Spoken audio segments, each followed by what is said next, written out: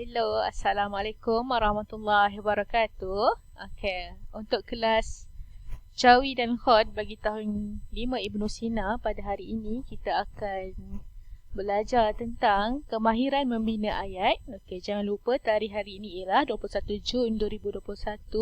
Anda bersama saya, Cikgu Izzatul. Okey, pada kali ini kita akan belajar cara-cara ataupun kemahiran membina ayat. Jadi sebelum tu, saya nak ingatkan ataupun refresh balik apa yang jenis-jenis ayat yang pernah kita belajar sebelum ini. Iaitu yang pertama, ayat penyata. Yang kedua, ayat nafi, ayat kehendak, ayat tanya dan ayat seruan. Okey, kita ada 5 jenis ayat yang pernah kita berkenalan dengan jenis-jenis ayat ni pada awal tahun. Jadi hari ini cikgu akan berikan sedikit pendedahan ataupun cara-cara kemahiran membina ayat. Okey, kebiasaannya dalam ujian ataupun peperiksaan akan ada 2 jenis soalan membina ayat. Yang pertama sekali, selalunya akan keluar soalan yang berbunyi, bina ayat berdasarkan gambar yang diberikan. Okey, dia akan beri kamu gambar, selalunya akan keluar 5 gambar dan kamu perlu membina ayat berdasarkan gambar yang diberikan. Dan ada satu jenis lagi, soalannya ialah bina ayat berdasarkan perkataan yang diberikan, yang mana dia akan mengeluarkan jenis perkataan-perkataan dan kamu perlu membina ayat berdasarkan perkataan yang diberikan. Okey, apa yang penting jika kita perlu membina ayat? Okey, selain daripada kita menguasai tulisan ataupun ejaan Jawi, kita perlu tahu, yang pertama, kita perlu pastikan jenis ayat yang dimahukan. Contoh soalan, sila bina ayat penyata berdasarkan gambar yang diberikan. Jadi, berdasarkan gambar tersebut, kamu perlu membina ayat penyata. Okey, seterusnya, ayat perlu ringkas dan tidak tergantung. Jadi ayat tersebut tak perlu panjang, tak perlu berjela-jela, tak perlu terbelit-belit, asalkan dia ringkas dan tidak tergantung. Dan yang ketiga, pastikan anda menggunakan tanda bacaan yang betul.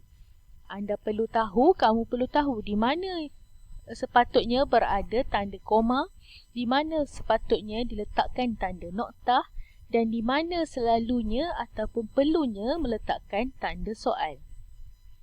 Okey, dan semestinya tulis dalam tulisan Jawi. Okey, jom kita cuba bina ayat. Okey, contoh soalan yang diberikan, bina ayat penyata berdasarkan gambar yang diberikan. Okey, dia akan bagi kamu gambar dan kamu perlu bina ayat tersebut dengan ayat penyata. Kita tengok gambar apa yang akan keluar. Okey, gambar yang diberikan ialah 2 orang, seorang ibu dan seorang anak yang sedang memasak di dapur. Perlukah kita menggunakan ayat yang panjang? Tidak, kita hanya perlu menulis ataupun membina ayat yang ringkas. Contoh ayat ialah, mereka memasak di dapur. Mereka memasak di dapur. Jadi kamu tidak perlu menggunakan ayat seperti contohnya, Ibu dan Sarah sedang memasak kek di dapur. Tak perlu. Walaupun ayat kamu ringkas tetapi dia padat, kamu akan mendapat markah 2 markah untuk soalan yang berikut. Okey, seterusnya saya keluarkan satu lagi gambar. Gambar seorang kanak-kanak lelaki sedang bersukan. Bagaimanakah ayat penyata yang bersesuaian dengan gambar tersebut? Contoh ayat daripada saya, abang bermain bola tampar. Abang bermain bola tampar. Jadi ayat saya ringkas, padat dan tidak tergantung, dan saya boleh mendapat 2 markah bagi ayat tersebut. Saya ingatkan, ayat tersebut tidak perlu panjang dan tidak tergantung. Okey, kita tengok soalan seterusnya. Jom kita cuba bina ayat. Soalannya berbunyi, bina ayat tanya daripada perkataan yang diberikan. Jadi, soalan tersebut meminta supaya kita membina ayat tanya. Kat sini ada 3 jenis ataupun 3 perkataan ayat tanya. Yang pertama, siapakah? Yang kedua, di manakah? Dan yang ketiga, bagaimanakah? Saya beri satu contoh ayat berdasarkan perkataan siapakah. Contohnya, siapakah nama Ibu Amani?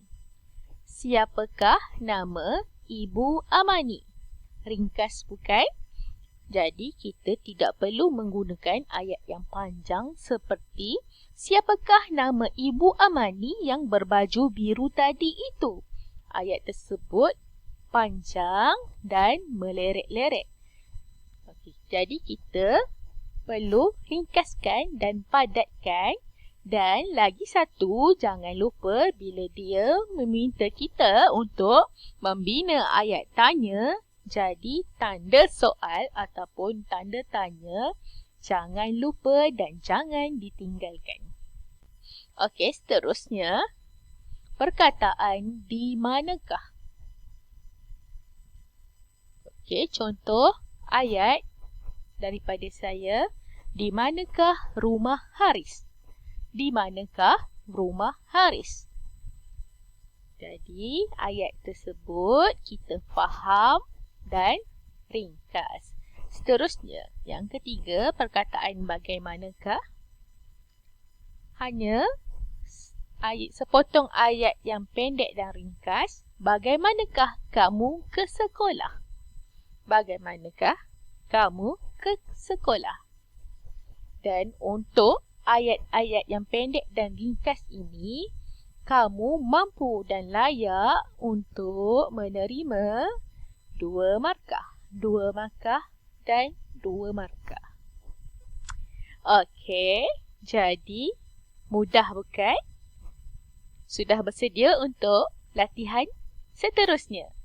Jadi, cikgu akan berikan latihan seterusnya di dalam grup Telegram dan kita akan sama-sama berbincang. Sekian, wabillahi taufiq wa hidayah. Assalamualaikum warahmatullahi wabarakatuh.